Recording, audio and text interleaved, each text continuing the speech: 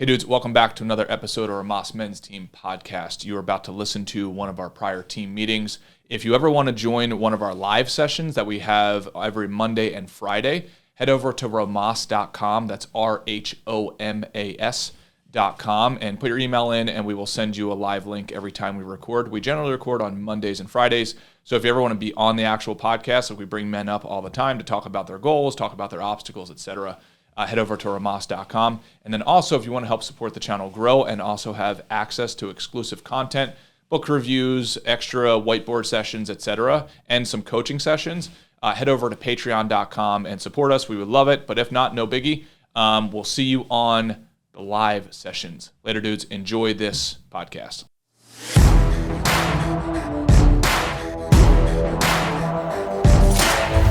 And we are live.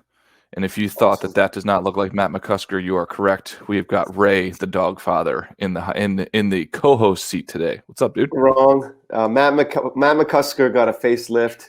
He's much better looking now. Damn, swag. It's still me, dog. Damn, swag. How was your week, Wes? Dude, my week was awesome, man. The biggest thing, honestly, the scorecard team keeps me anchored. So I've got a client. He's probably got an outstanding company. He made about $7 to $8 million last year. Give or take a few pennies. And I showed him the scorecard, and he was like, "You guys do this every day?" He's like, "This is the shit that I need in my life." And this guy's worth many millions of dollars, obviously. So that just helped remind me. It's like, yeah, like even people who are at the top of the food chain, as men, we need to have those anchor habits. So yeah, man, on the scorecard team, you guys keep me anchored, man. I appreciate it as always. How about you, man? How was your week? It was great. I mean, I was just having a similar conversation with my wife about finance and our goals. And I just gave her that same my version of that discussion where it's like, we're not seeking to win the lottery. What we want to do is slowly edge towards our goals every day. So that's then that's not to say that in 20 years we'll have a great career. That means every day our career is better and better. Yes. Same with weight loss. I mean, that's just right. That's just that's the mantra of the men's group, agnostic as to category. Correct? Oh yeah, without a doubt. I mean, again, I always have to make the disclaimers. This is not a formal recommendation by any means because we're talking about finance, all of that jazz. But I can tell everybody, again, this is not a recommendation, but I can tell you that I just got finished the book called The Psychology of Money, and I was extremely happy that I read it. In there, one of the things that I found most, and he did a great job of articulating this because the comment in itself is not hugely valuable, but I can tell you that for me, the way he articulated how much finance and life is a marathon, not a sprint, and the way that you excel in those areas is that you do not interrupt compounding unnecessarily. So it's the same thing. It's the same thing with workouts, right? Like, you don't have to go and kill yourself every single workout. What you have to do is show up every single day and make sure you do not interrupt those days unnecessarily, if that makes sense. But I'm very glad I read that book if people want to take that as something that they should consider reading. Yeah, and that dovetails into another mantra of mine as to when it comes to the men's group, which is I'm my biggest obstacle, and not to put it in negative terms, but maybe you can think of a way to phrase this positively, Wes, is like, I'm my biggest obstacle, So the challenge is, okay, how about the challenge? The competition is between the Ray of today and the Ray of yesterday. Yep, 100%. Think about the weight loss competition that we've been doing for the last month. Last 2 months, actually. I performed better in February than I did in March, but I'm okay with that because I'm not in a competition with Jordan, Troy, Gunther to see if I can lose more weight than them. It's a competition between the undisciplined eater and exerciser of last year. Oh yeah. Within myself. Yeah, 100%. I mean, and that's why, that's why I always say, it's an honor to fight alongside you guys, because we're not fighting each other. It's fighting alongside each other, each of those individual battles that we have. And the way that I would spin it is, you said that you are your biggest, obstacle. I would say your action is your biggest opportunity. And the cool thing about the reason that I'm so addicted to the scorecard is because it starts over every day and it starts over every single week. So it keeps me humble in a sense that, like, I don't just go and point back. It's like, oh, look at my performance over the last 6 months. It's like, no, yes, that's good. But because the scorecard starts over every week, it's like I have to focus on now, right? If that makes sense. And it's a hedge against my humility. It's also a hedge. It's also a hedge against disappointment. So if I messed up the prior week, well, I've got a brand new slate this week, if that makes sense. So again, it just reiterates the point of it's more of being competitively cooperative with everybody, more cooperative and creative with your team, and then more competitive with your prior version of yourself, if that makes sense.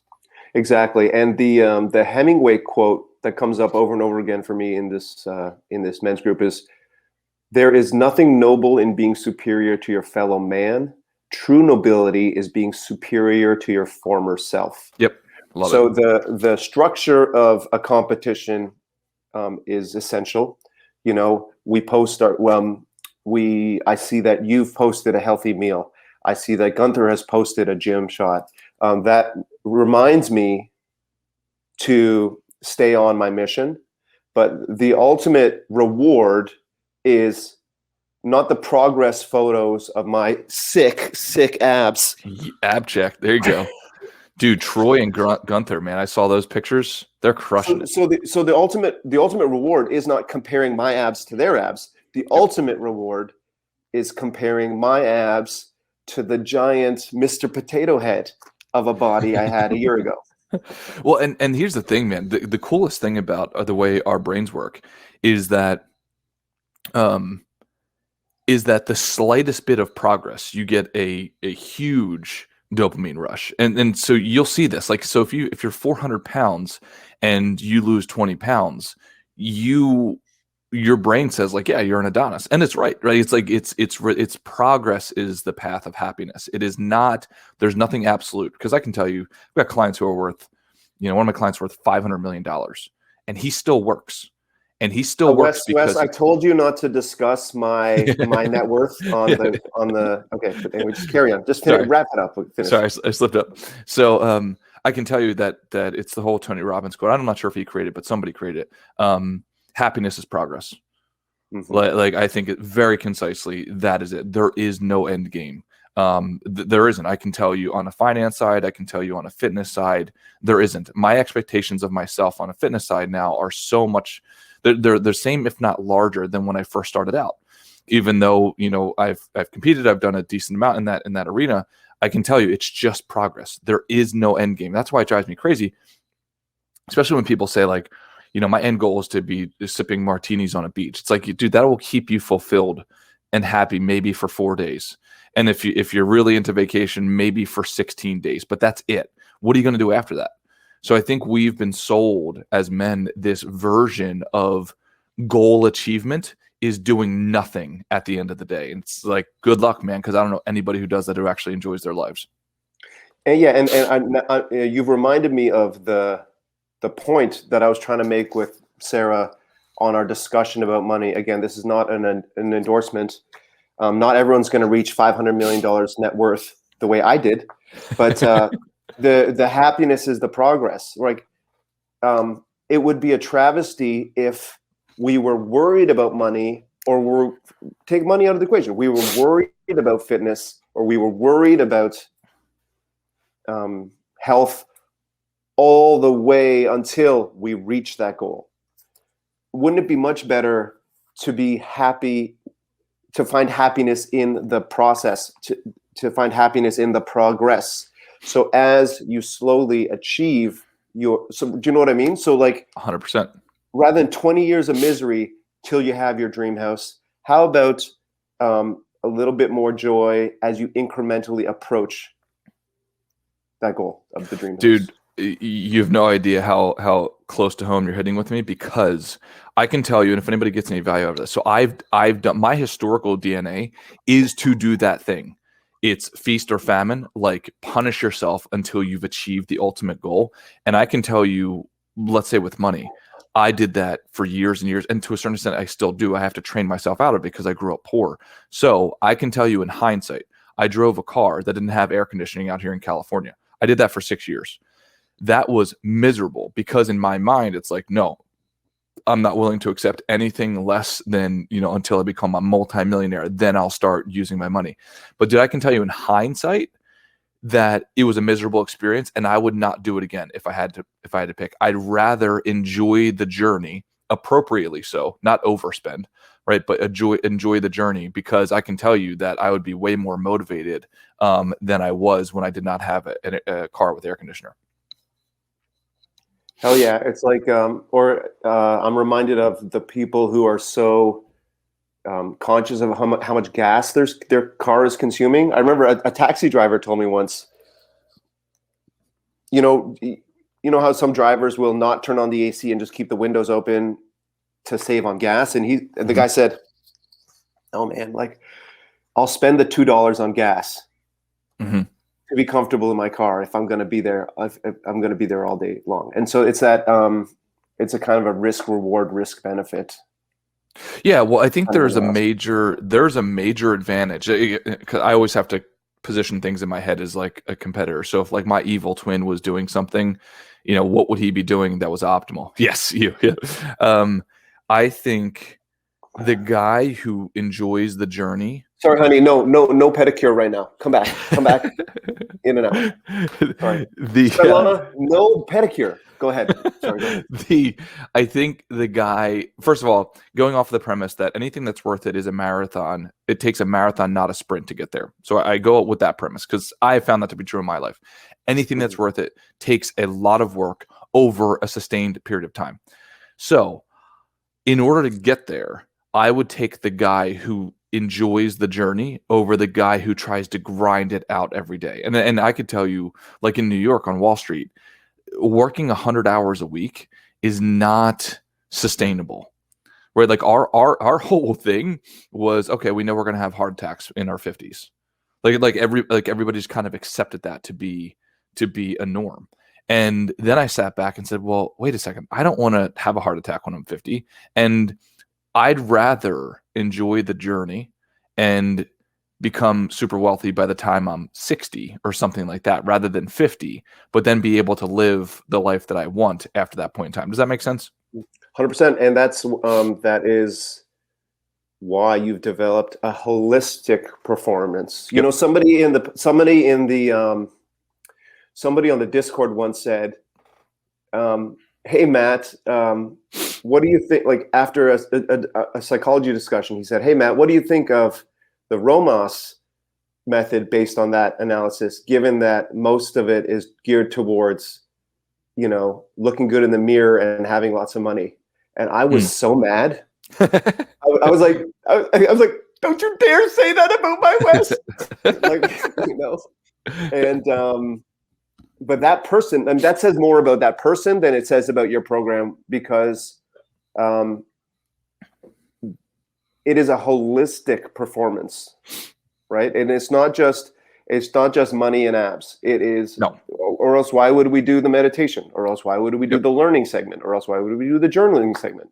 Yep. Yeah, and I think that's a good call to action. If anybody has not participated in our scorecard team, please participate in it.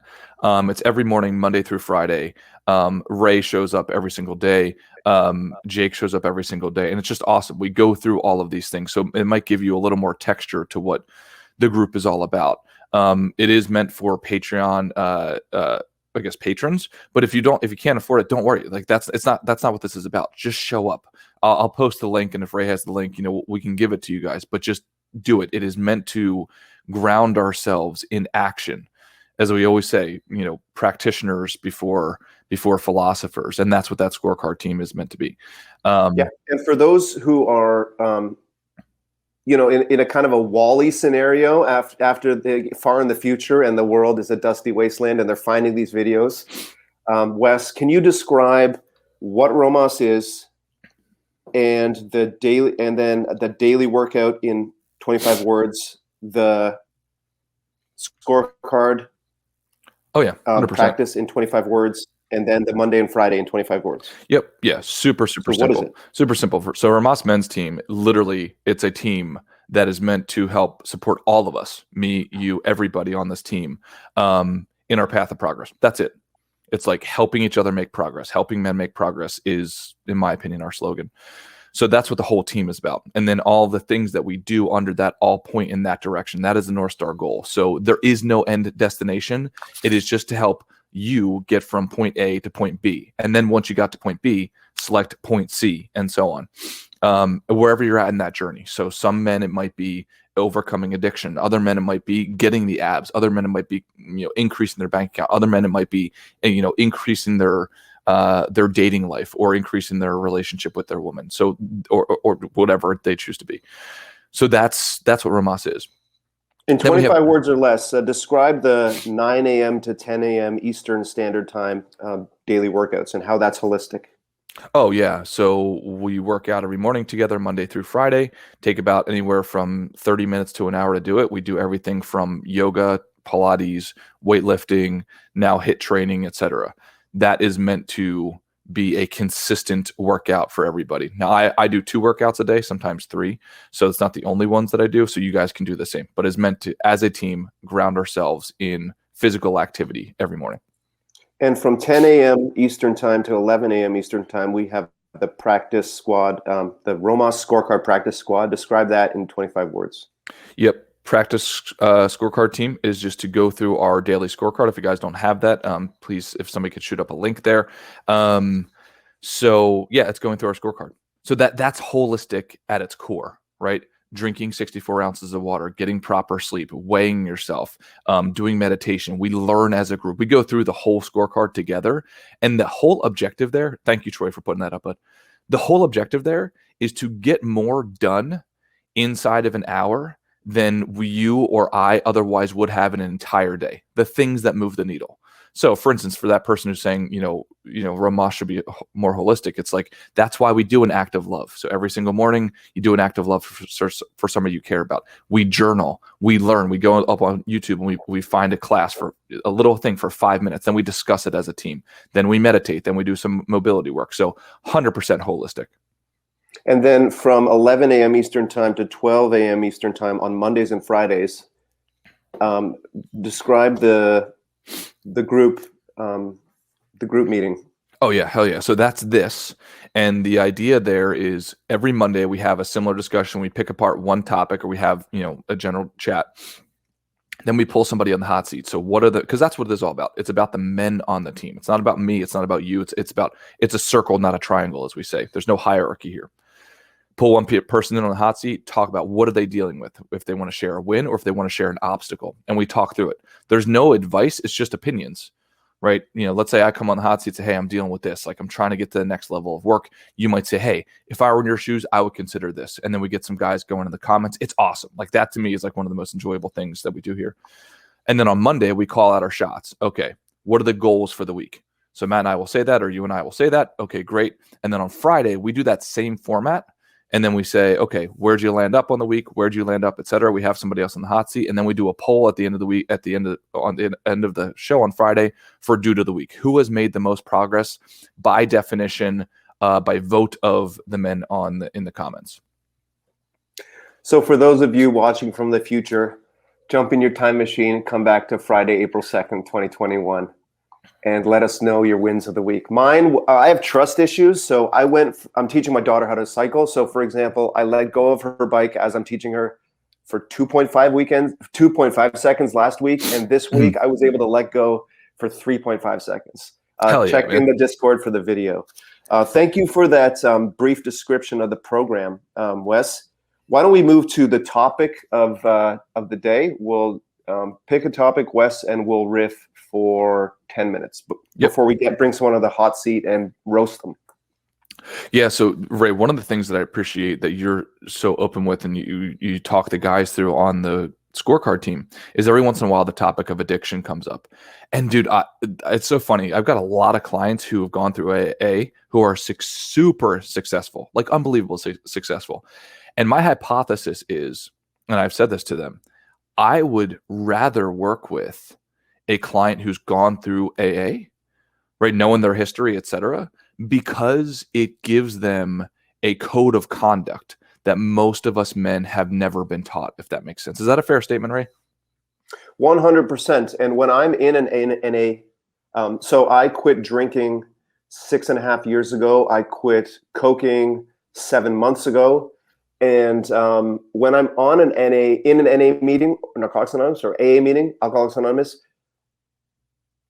you might get I might get hung up on all the stories of misery. I was homeless, I was fired, but I saw in the text that addiction transcends class. Delco Jim just said, and that's true. And the rich kids who have lack of meaning turn to drugs. And then poor kids who have a lack of security and stability turn to drugs. So those who and just to answer your question, those who quit and commit to a program of recovery are infinitely better. They have changed the trajectory of their lives. And so, yes, some of them end up not homeless. Some of them rebound and find housing. Some of them rebound and find millions on Wall Street. Everybody really has an opportunity to unlock their potential when they stop responding to or being a slave to their urges, right? Right. Because some people are sidelined by drinking and drugs. Some people are sidelined by gambling. Some people are sidelined by a sex addiction, whether that's porn or infidelity. And so by mastering your urges, like that's a great sense of satisfaction that I get out of the program. Now, from my understanding, there's 12 steps, right? Mm-hmm. What steps or mental models or tools have you personally used, let's say consistently, if you had to pick one or two or three that are the most effective for you, or you've gone through an exercise that was life-changing so that the other men, including myself, can benefit from it? What are some of those things? Well, the 12-step programs rely on the God model, and I think when NA and AA started, it would have been like Jesus, turn your will over to God, and as it evolved, it's turn your will over to a higher power. And that is not to say that you are required to believe in God in order to graduate out of addiction. I think the genius of it is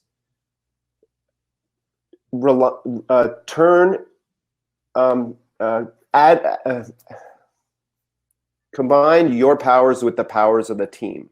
I think that's how it translates to those who have trouble with the higher power.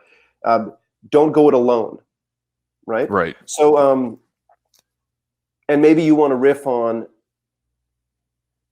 how that works in a non-addiction context where, sure, you have to run on your own. Sure, you have to get up and do push-ups on your own, but how the power of the team or the group can supersize your performance and results. Well, I think it's not one of the things. I think it's the thing. Like, I've noticed that every time I hit a ceiling, it is because I'm trying to do too much on my own. I'm trying to be the rugged individualist rather than the team player. And I can tell, because there's always that reflexive response, which is like, I can do it better myself. And then all of a sudden it's like, yeah, maybe that's true. And maybe there's a little ego there.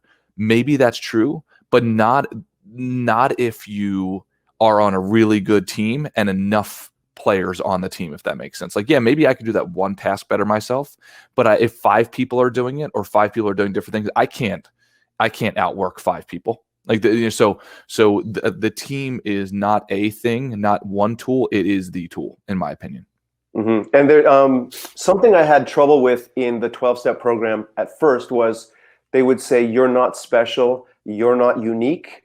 And that is not to say, like, that's not to be confused with, you're not one of God's special angels, which of course you are, viewer, listener. Thank you. What it means is, you're not the first person to grow up without a father. You're not a first person to feel a lot more confident when you're drinking. You're not the first person to drink too much and then the next day be filled with shame and grief and think, oh my God, how did I embarrass myself last night? And have another drink to escape that shame. So going it alone in anything, you're wasting 10,000 years of human civilization. You're wasting there's a in almost every category. There is a blueprint out there that will help you reach your goals. And I think we have this Hollywood image of like we're Rambo storming the guerrilla camp on our own, right? We're Tom Brady throwing the winning touchdown on our own, and so I think there's instinctually we want to be the hero on our own, but that is not how a game of football isn't won by a single person, right? A war is not won by a single person. Yep. Well, and one of the things, the way that I view Rhomas is that we go and we do holistic practicing together. Like that's where it's the team thing. And then my vision of it is that then we all individually go back to our unique individual tribes, and you're the hero of those tribes, right? Like the whole idea is that you take a man, you take a husband, he comes, practices on Rhomas, and he's a better husband when he goes back to his family. That's the whole vision, right? That if I had one wish for this group, it's to do that. Or if it's to be a better boyfriend or to be a better coworker or be a better leader, whatever that is, to come to Rhomas, do your practicing, go back so you can be at the top of that. You can be a leader to those people who need you to be a leader.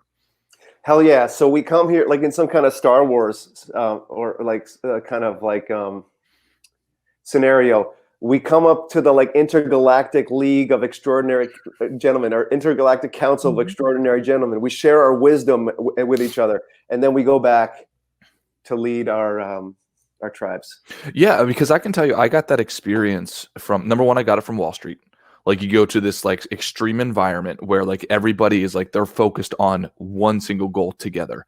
And then you go back to the household. It's like, yeah, I can manage our household finances because I'm managing millions upon millions of dollars for these institutions over here.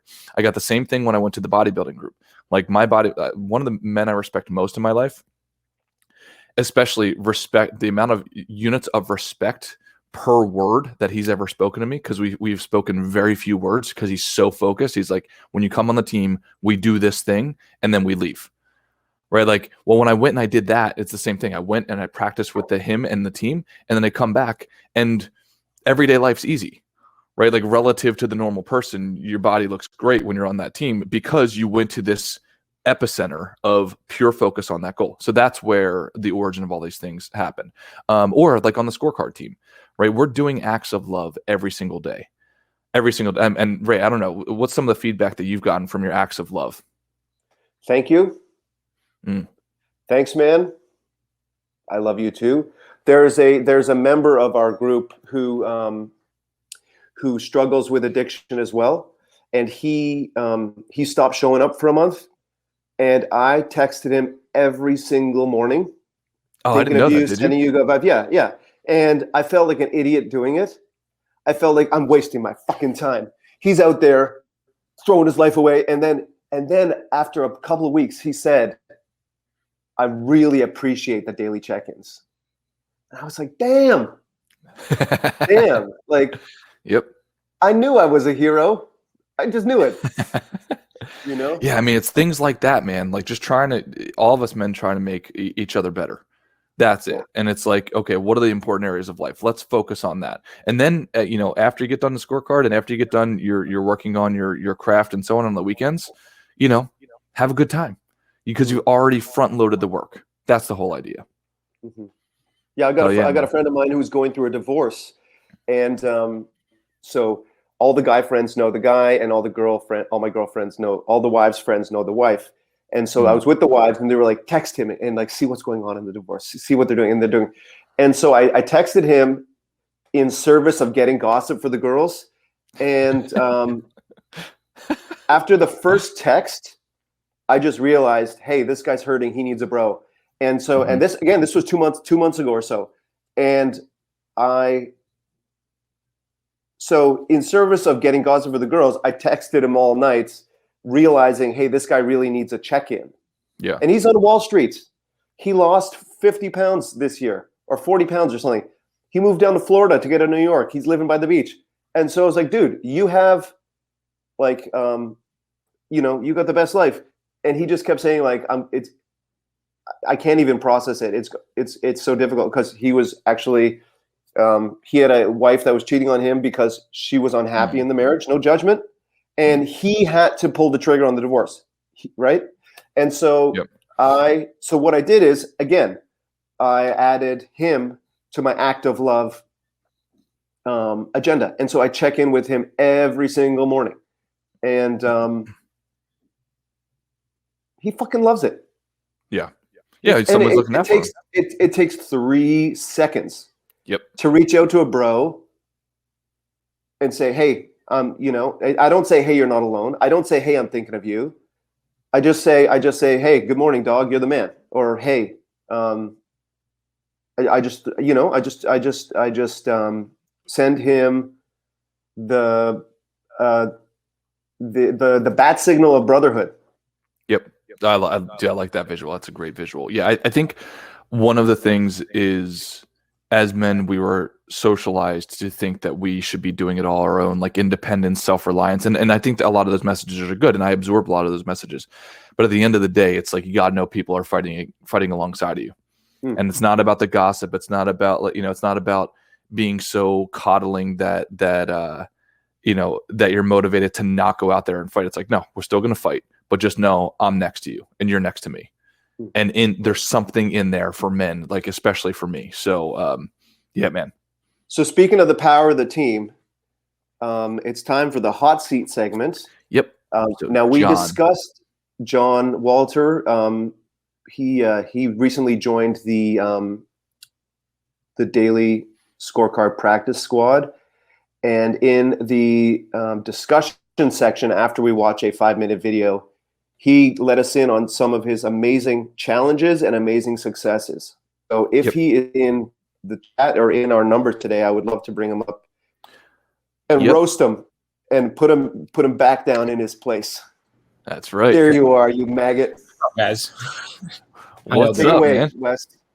Well, number one, John, I gotta give you huge credit for showing up to the scorecard team meeting every morning this week. I think you showed up every day consistently. So hell yeah, man, it's awesome having you on there. And then number two, I'd say, the best way to use the hot seat, in my opinion, is to be vulnerable and say, hey, here's what I'm dealing with. And then everybody comments on, again, not advice, but saying, okay, if I were in that situation, here is what I would do. Does that make sense? Yeah, absolutely, man. Cool. And I think that will be helpful for me too. So. Hell yeah, man. Let's do it. It'll be helpful for you, and you have no idea how it'll be helpful for me. Yep, 100%. And then also, John, if you don't mind riffing on maybe first how the scorecard team has been in your life, and that's not a softball. Like maybe you say, hey, it's not worth shit, right? But like just let the guys know how. Yeah. My West. I kind of came into the scorecard through PsychNaw, and I had just gotten like a new computer, and somebody had put in like the Excel sheet, and I was like, oh, I've got Microsoft, and like I can start tracking this. And my first official week was like January 4th, and it was before I really started doing more of the Rhomas stuff. And I just thought, like, it fit in well with some of the stuff that I was already trying to do, but it also kind of gave me that heat map of like seeing where I'm failing and like not failing, but seeing where I need progress to be made. And so I'd kind of been keeping that up for a while. Some other things were going on in life, and I felt like certain things were helping me with that. But I like mindfulness is something that I ignored for decades, and then within the last like 2 years was like, okay, I think I do need to be doing this a little bit more. And it helped with that. And it helped with some of the other shit that I was going through. So I like that. And I joined the team at the beginning of March, knowing that I would be kind of making some plans, making some changes in life. And I thought that it was great to kind of try and get some support. Fucking right, man. What is one of the metrics of the scorecard that has moved the needle for you the most? Is it meditation? Is it what is it for you? I think for me the heat map showing of like not focusing on my goals or not doing 1 hour of dedicated work on my craft. Like when I had first gotten the sheet, I was like, wait, what's my craft? Like, what is this? Like, why do I keep failing? Like, why do I just have this red bar across this sheet? So I would say that those two things were really good, just because I think that so often we do go through life as, not really focusing on a goal, just kind of like taking things and going, okay, I've got the next thing. And to not really realize what you're focusing on. And then additionally, to not really focus on, yourself and your practice and what you do love in life. It was kind of highlighted those things for me. Yeah. So just to riff on that for a second. So I've got a cousin, and she went to the doctor recently, and the doctor gave her anxiety medication and also signed her up for a surgery on her neck, right? I asked my cousin, how many questions did they ask you about your lifestyle? And she said basically zero. And it's like, wait a second, right? Like, before you give my cousin prescription medication and sign her up for surgery, why don't you go through the fundamental questions, right? Like, are you sleeping properly? Are you hydrating? Are you relaxing your mind every day via meditation or something comparable, right? Do you have a sense of purpose? Like, none of those questions were asked. And that's what the scorecard is supposed to do. Like, getting back to the fundamentals. There's nothing sexy about any of this stuff, but it's the fundamentals of being a human being. So Jim, I'm super happy that you brought those things up. I too like the heat map function as well. So what is either a success or obstacle that you're looking at that the men can help you with? So right now my main obstacle is I want to make a change with work. I've been really not happy with work. I at the beginning of in December of like 2019, I was made the acting manager for a position that I was in. And I did that position through August. They hired somebody else on to do it. And the first meeting with that person, and during that time I had onboarded new staff and I had like recruited new staff, and it was only a team of 2, but it was really the first time that I had ever like managed a group. That was something that I was kind of creating. And I became a little attached to that idea of like, okay, like I'm going to be the one like managing this, and was telling my friends, I was like, look, there's really no bad way for me to go through this. Either my responsibilities are reduced and I go back to my former job, or I get paid, a significant amount more per year to keep doing what I'm doing. And I felt like I was doing a good job of organizing and managing the team. In my first conversation with the new manager, who had the title and position of manager, like within the organization, they told me like, you are going to be managing the team still. And I was like, well, like, I appreciate that request, but like, that's not really the position that I'm in right now. Like, I'd really like to just return to my original position. And they were like, no, there's no asking about this. Like, you will be doing this. And there was, no additional financial compensation. There was no reduction in stress from having a new person come on. There was just, it almost just added a level of bullshit to everything that I was doing, because there was now someone who was second guessing me, and not just second guessing me on like one thing or my intentions, but like on every single step, every interaction with different things. And it was just a frustrating way of dealing with like an absentee manager. And for me, like I have, I come from a background of like working in craft beer and having the kind of manager who would like crack a beer open in the middle of the day and like have a beer or have some lunch. And, I was used to more of like a like a relationship kind of thing when it came to management. And this way it was just a lot more like you're not performing, I'm not seeing this, you're not doing this. And it's like, okay, that's fine. But that kind of opened a bunch of core wounds of like, oh, so like I'm back to being the whipping boy like I was, in other periods of my life. And between that and losing my father a couple of years ago and like doing some grief therapy about that, it was just kind of like reopening some of those wounds that I worked really hard to close up and start to heal. So for me, the biggest challenge has been just like kind of building support systems so that I could make the change that I'm doing. And I just went on leave last week, which is why I've been able to attend the sessions. When I first joined in March, I was like, oh, I'll be able to, hop on the scorecard. And then it was like every day at work, I wasn't really able to break away. Sure. But, it's just kind of like a little frustrating, a little bit more of like a change that I felt I needed to make because I wasn't living authentically. I was, the money became a trap. Like I'm being better paid for what I'm doing now than I ever was, but I'm less passionate about it. There's less interaction with like vendors. I'm more doing the work, whereas I used to be like paying people to do, hiring vendors and managing vendors and stuff like that. And that it just kind of got to be too much. It got to be really frustrating. And so now my real challenge is like, and I take things in too much of like a pie kind of thing and try to eat the whole pie at once instead of like taking a slice of it. But, for me, one of the slices of pie is like, do I want to still be here? I'm away from my friends. I'm away from people that I grew up with. Do I want to still, do the type of work that I'm doing, which is events and like working on weekends and not having like a consistent day or time to be interacting with people or friends?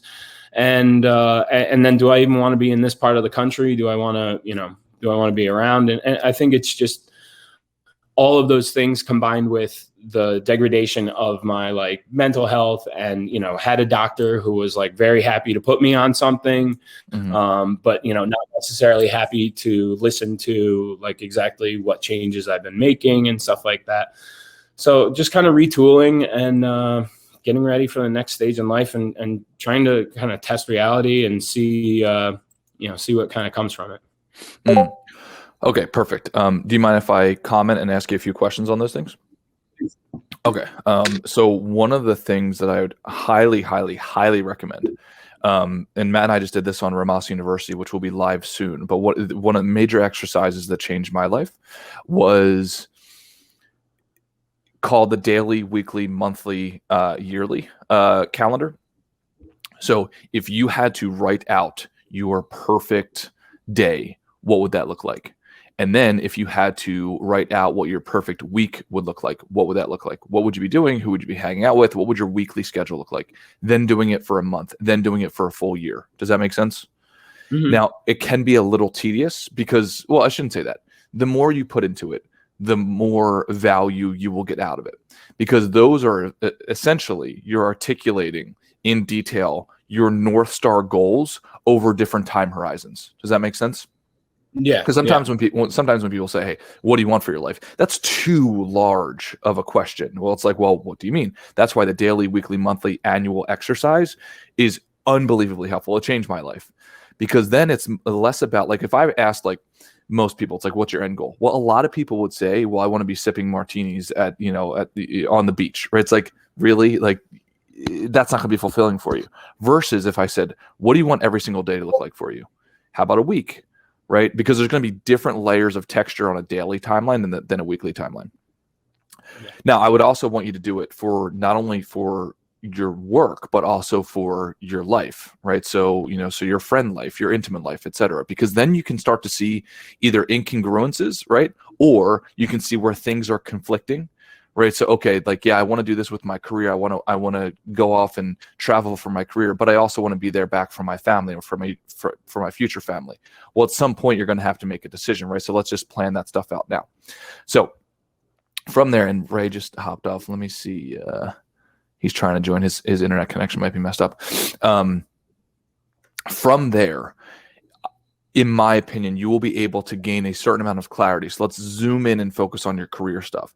Your career, if you had a magic wand and say, okay, this is my craft. And the reason that we call it a craft is because it's not a job. If this is just a job for you, then in my opinion, for you and anybody else listening, if you just have a job, you're going to have, in my opinion, you're going to have to transition out of that at some point. Right? The goal should not be just to work for a job. It should be to master a craft. A craftsman appreciates his career so much more because he likes all of the finer detail, likes all of the nuances, etc. Right? Does that make sense? So my question to you would be, is this your craft? Right? In the strain of the industry that you're in, is this your craft or is it just a job? I would say what I'm in right now is more just a job, but I would say at least the description kind of fit what I feel is my craft, and I would say that my craft has kind of always been being a conduit for people who are performers or artists to get out to more people and get like. So I used to do. I went to college for concert production kind of thing, and I was one of the only people in my friend group that like actually worked within the industry. And a lot of what I was doing was more about just kind of being the connector piece to like, hey, so I'm not the artist. I can't make, thousands of people scream or, cry from a music piece or anything like that. But, I can find a beautiful piece of land and I can create an experience for people to connect from their normal lives to something that's like a little bit more different. And then that allows the artist to grow or affect more people or, different things like that. So I would say that's been more of my craft. And just John, kind of like, I'm in the same, I have the same journey. I feel jealous for all the attention you've been giving Wes while I had my IT issues. I worked, I was a lawyer. I went to law school. Sorry. I failed the bar exam 6 times as I pursued my goal of being a lawyer. And then I transitioned to working with a band, helping them on their the business side. And that brought me one step closer to the creative fulfillment or spiritual fulfillment. Spiritual fulfillment was a description someone used when you're doing the job that you love, right? And so now I have my own art gallery where I take young artists and I try to sell their work and mount exhibitions of their work. And even though, like you said, I'm not the rock star, I'm not the artist, I'm not the genius, the rogue shaping art out of thin air, I am spiritually fulfilled by the work that I do. And so can you relate to that term, spiritually fulfilled, or can you tell me like a moment where and it doesn't have to be you making art. Can you tell me a moment in your career where you felt spiritually fulfilled?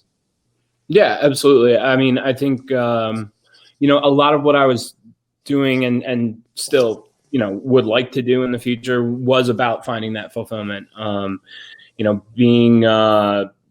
Being like 24 years old and putting on like an anti-fracking concert with Levon Helm from the band and like Arlo Guthrie was one of those kind of like affirmations of like, I'm in the right place. Like I helped to realize this for this area. I'm bringing these things and that kind of spawned like a whole concert series where eventually I got to work with like some of my favorite bands, like Primus got to play in like 2015, and there were different markers where I was like, okay, like this is making me happy. But I suppose what didn't leave me spiritually fulfilled about those kinds of things was I was missing out on taking care of myself better. Yes. And I like just completely ignored the internal like alarms of like, maybe don't eat this, maybe don't drink this, maybe don't, maybe don't keep pushing and pushing and pushing. And, I think that was where I kind of got cloudy on like, okay, was this my mission? Was this, the thing that I was supposed to do? Or do I have to focus on myself and take care of myself in order to really figure out what, the grander craft connection kind of thing is? 100%. And Wes, if you have the power, would you be able to bring Delco Jim on? Because I think he is also on a similar journey where he has split what he's doing to pay the bills with his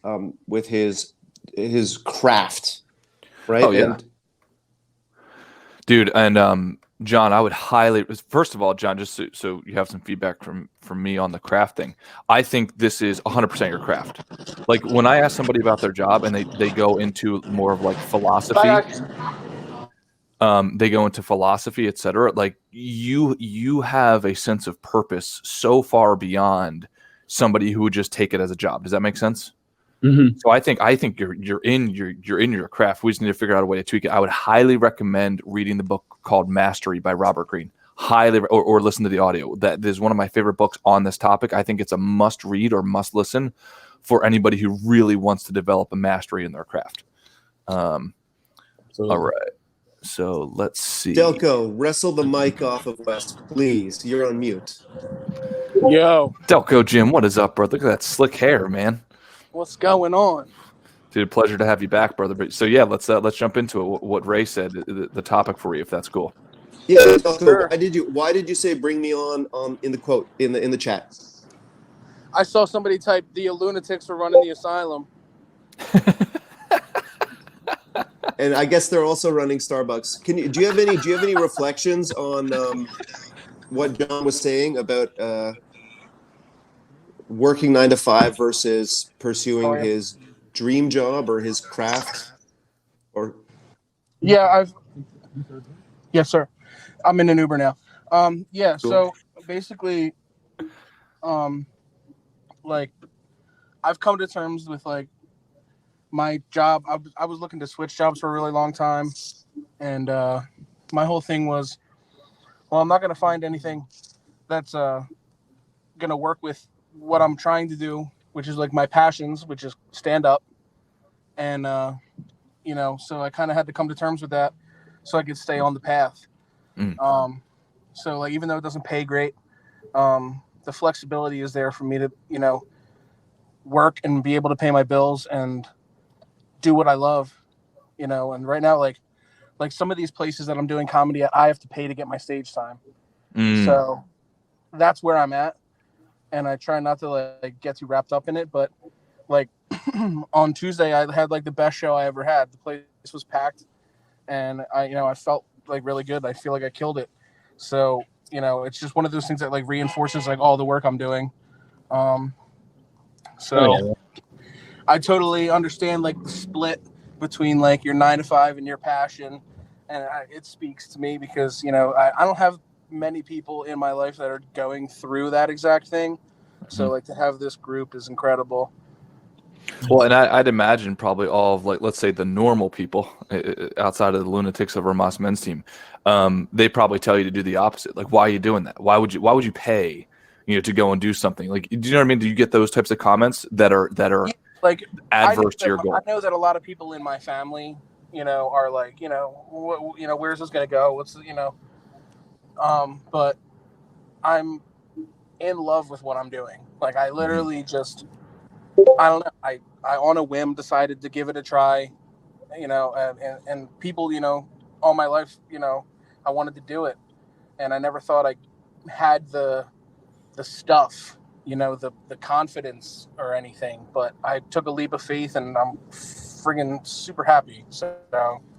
And Delco, when you pay to go up on stage, it sounds to me like you're investing in yourself.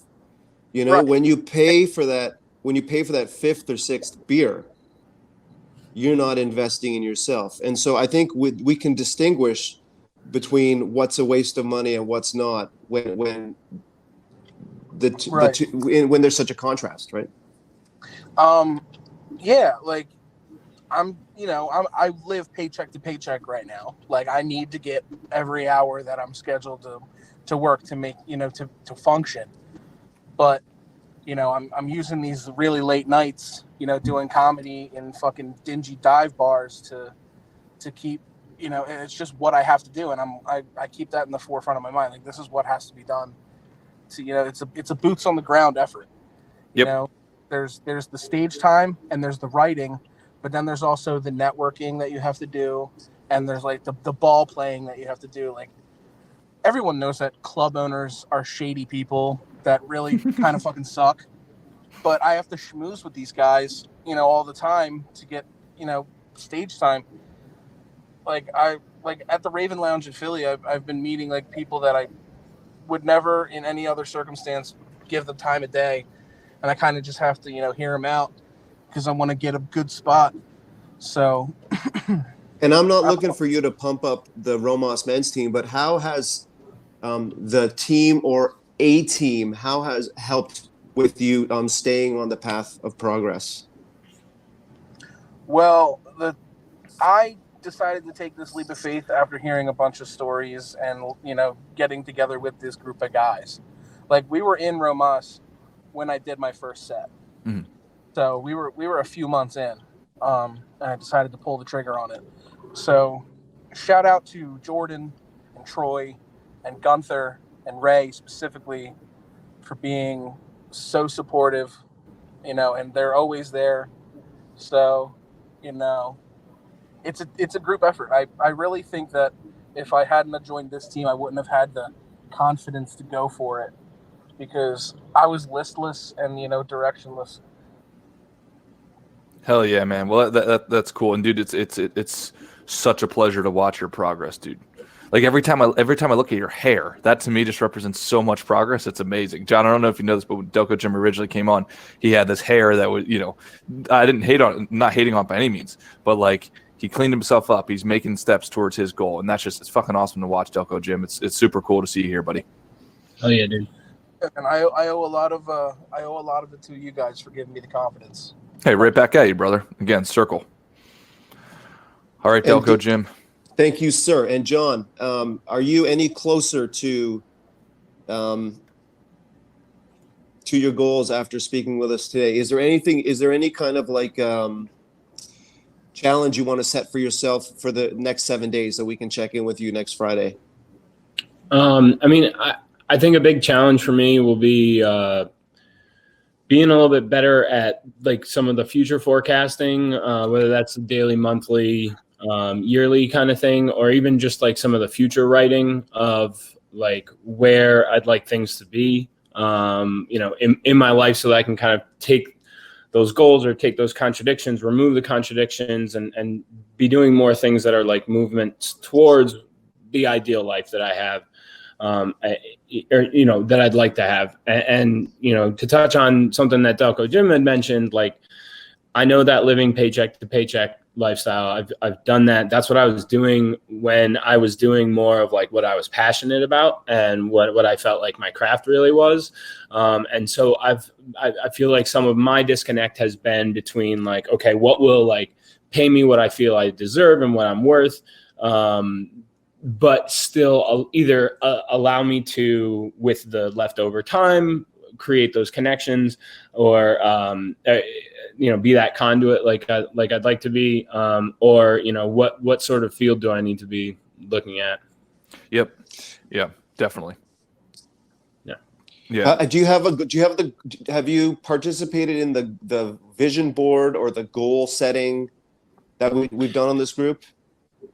So I had my vision before I joined Rhomas officially. I had make a vision board in one of my goals one of the weeks, and I would look at it, and I just didn't make the progress on it. Can we work on that together, you and I, on the Discord?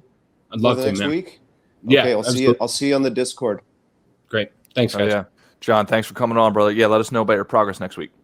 We'll do. Now, Wes, your image is frozen to me, but can you set up the dude of the week poll? Oh yeah, let's put it up. So I would like to man. nominate Troy for setting up the April running challenge. Okay. Yeah, maybe we can have him up to explain the running challenge if that's cool. Awesome. So Troy, I'm going to put John up there as well for going on the hot seat. Let's put Jake up there for showing up every single day. Yeah, Jake is one of the most workouts and this practice squad. Yeah, Jake is he's a silent killer, man. We don't talk about Jake enough, but he's shown up for literally months now, every single day on the scorecard team and the workout team, and is just crushing it. And I think he's down. How many pounds is he down? I forget, like 15, 12, 15, somewhere in there. More than me, dude. By what's the expression? Oh, Jake's down 30 pounds. Jake's down Holy 30 shit. pounds. He's by many orders of magnitude, he's down way more than me. All right, we got to throw Brent up there. John. Oh yes, Brent's back. Brent. Yeah, and for those of you, Brent took a leave of absence, and because his life went into a little bit of chaos, and then he came back to the scorecard team, and he was going through it. So if you guys see Brent out there, he's looking even more handsome. In some universal injustice, he's actually looking more handsome than he was before. So I got Troy, John, Jake. I'm going to put Delco Jim up on there, man, because he continues to be an inspiration for people, and just his commitment to making his journey work is fucking outstanding. All right, I'm going to add it up there. So now we are live, and maybe while we're waiting for this, I will bring Troy on. Troy, if you're available, brother, I'm going to attempt. If not, no worries. All right, where are you at, Troy? If he can explain the running challenge. And guys, just so you know, so the weight loss challenge, Matt and I are going to give the updates on Monday. And then we're just gonna keep on doing it if that's cool with everybody. Just every single month. Sure. Look at this. Dude, he's so hot. Wes, in classic, so hot, man. Dude, I'm telling you, he's like when he got that haircut. You got the haircuts. Yeah, I need to get it. I actually have to cut it again. I'm actually going to go full shaved at some point this year. I want to go full. Kaizen was saying in the Discord chat, he's like, hair. Yeah, I started losing it 5 years ago. Michael Jordan, bald, 6 championships. Just meditate on that, boys.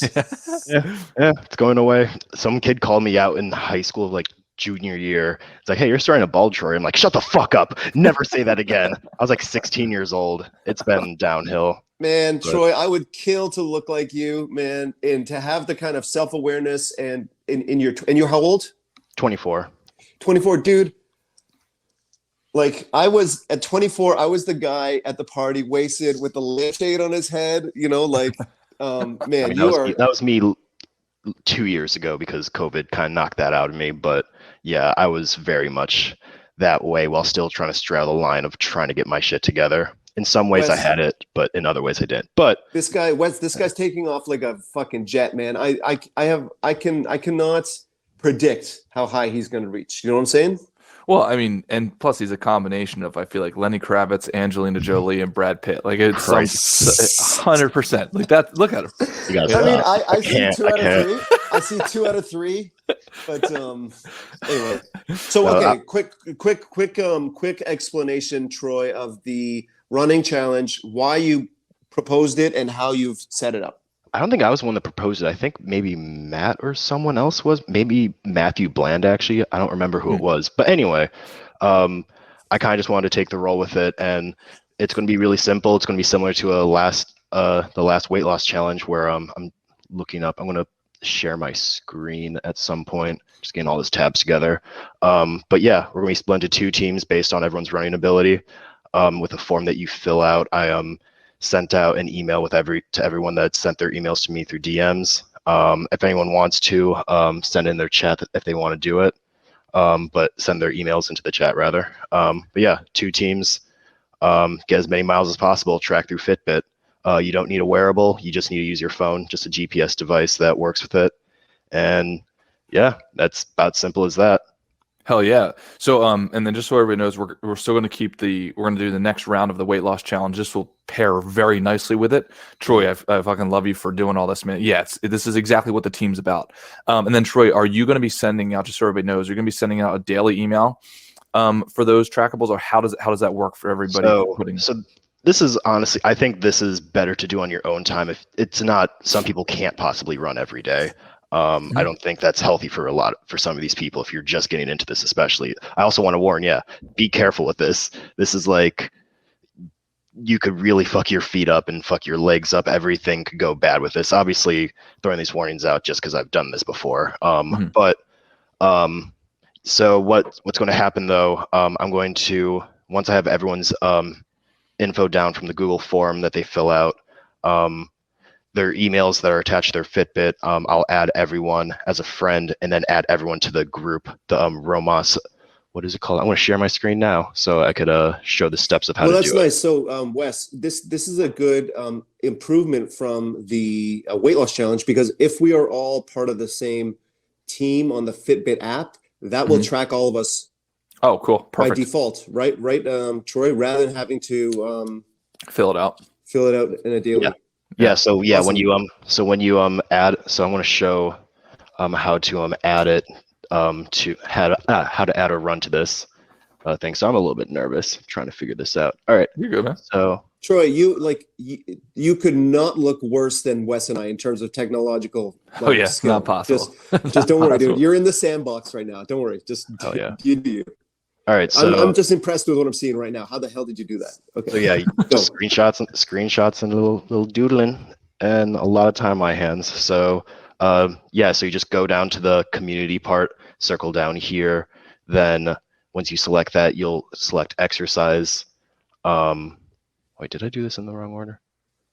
Oh no, I believe that's the correct order. So this is the Fitbit app. Yeah, this is using the Fitbit app. This is on an Android, so I'm pretty sure it's the same on Google. I mean, on iPhones. So you go to community, then you'll go to the groups. Then from the groups, you'll select your running Rhomas thing, and then you'll do the what are you up to, select that, and then just exercise, and you just choose the run that got logged. I don't have the details of how to log that as screenshots, but I think in the email I sent, there's a tutorial of how to there's a tutorial of how to add stuff to the group and everything. Awesome. And the challenge starts on Monday, so maybe between now and Monday you can put on the Discord like screenshots of step 1, step 2, step 3 if necessary. Yeah, I just didn't have time. I had basically no time yesterday. I was going to do it at some point, but then I had to be chased out of the house from 1 to 6 because it was being shown. I'm actually doing dog sitting right now, making some money doing that. I've been doing a lot. I'm dog sitting, cat sitting, dog walking for other people, doing landscaping, all this other stuff, making way more money. You retired after all that like snow shoveling money. Nah, it's never enough. Tell me, how does this connect with your broader goals? Why are you so pumped up about running? I've just always loved running, but I also decided to do a marathon. I want to, and not like a signed up one. I'm just going to run the length of a marathon just to have that underneath my belt. I've always wanted to do that. And it lines up with my goals of getting shredded as fuck. I want to get to 160 pounds and then bounce up to 180 through just like actually like taking care of myself as opposed to eating just junk food and everything. Hell yeah. So things are working out with that. And I think this will line up perfectly, but there are some people that are going to go hard with it. I think Kaizen and Crushing My Dinner, these people are going to go fucking wild. Dude, I'm going to take you, man. I'm going to win. Like I texted you, like, I'm glad you're organizing this. I'm glad you're setting it up, but you like don't even bother because I am going to win this competition. Do you understand me, Troy? We'll see. Also, Wes, I feel like Wes is going to be a monster in this too. Dude, I'm not a runner. You're not a runner? My ass. You can learn. It's possible. Yeah. I'm probably gonna have to sit this one out only because my knee is tweaked and I'm just not a runner. So I'll be in the. See what I have to put up with, Troy? You see what I mean? I'll be in the stands cheering you guys on. That's all good. This is Matt's competition. Then we'll see how he does. Yeah, he'll crush it. And then Troy, I just got to give you huge props, man, because not only for you doing the admin around all this kind of stuff, but then also you're the exact type of example that we're talking about. It's like, if you need to make money, there's a million different ways you can do it. Right. And you're doing I didn't even know cat sitting was a real thing, especially cat sitting without your shirt on. So, those types of things, man, it's exactly what guys need to, it's exactly the kind of stuff that I did. and that everybody else should be doing. And there's no excuse not to get out there and hustle, man. So great job. It's been crazy because I'm making way more money through all my side hustles than I'm doing through my main job, whatever that is. It's customer service bullshit that doesn't really exist. But anyway, you're killing it, man. Appreciate you're you, fucking dude. killing it, but you're not killing it enough to be dude of the week. That trophy goes to Brent, who had more votes combined than any of the other candidates. Shut it down, Wes. We have the dude of the week. We got three guys in the hot seat today. We had a topic about addiction and overcoming your urges, and we talked about my baldness. Outstanding podcast, gentlemen. All right, dudes. Thank you very much. Have an amazing weekend. You too. Bye-bye. Later, dudes.